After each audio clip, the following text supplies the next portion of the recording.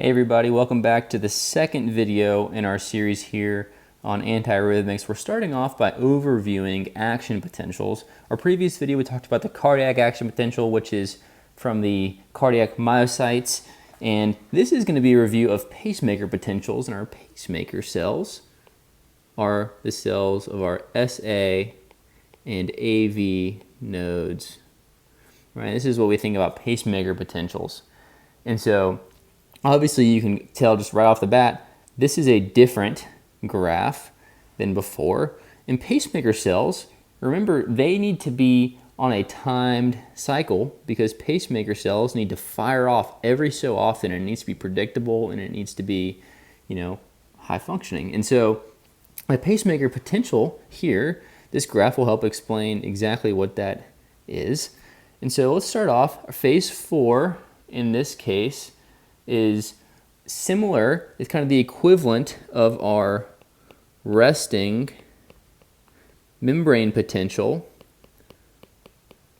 where our resting potential, remember, is whenever the cells are ready to fire off, and they're beneath this dashed line, which is going to be our threshold potential, right? So remember, there are positive charged ions that are outside of the cell, and there are less positive, it's more negative inside of the cell, and that's what creates this resting membrane potential where it's beneath our threshold potential, right? There is less positivity inside the cell.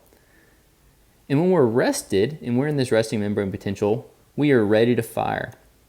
And if you notice, compared to our phase 4 slope in the cardiac action potential, this phase 4 slope has an increased slope to it.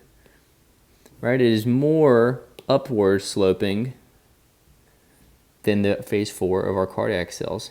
And that's because this phase 4 represents the influx of sodium. So sodium influx.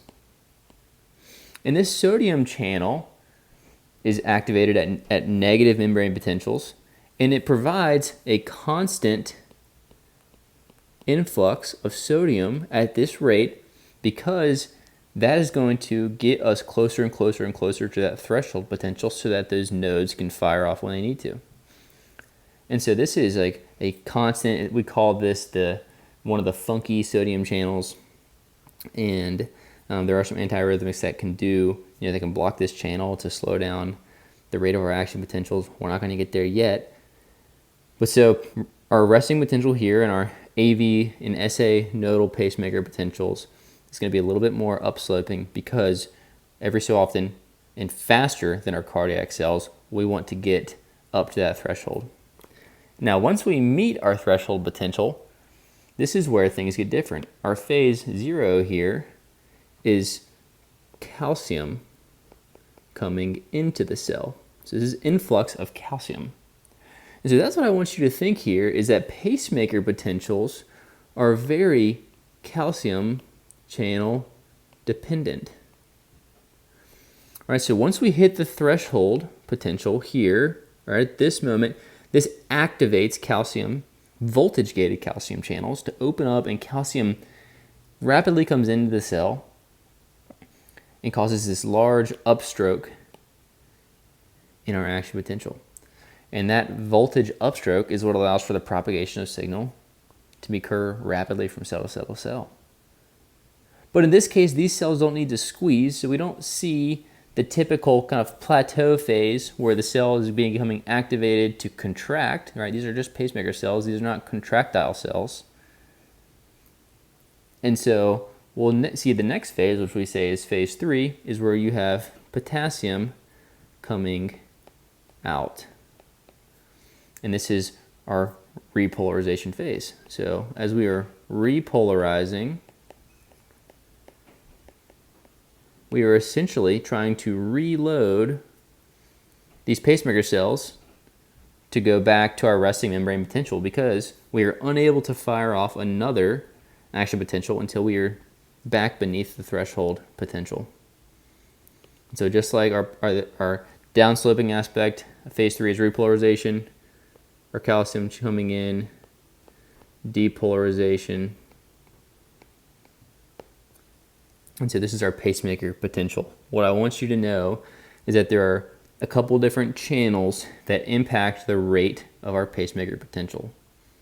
We have our 1 sodium channel that develops and impacts the basal rate of the pacemaker firing.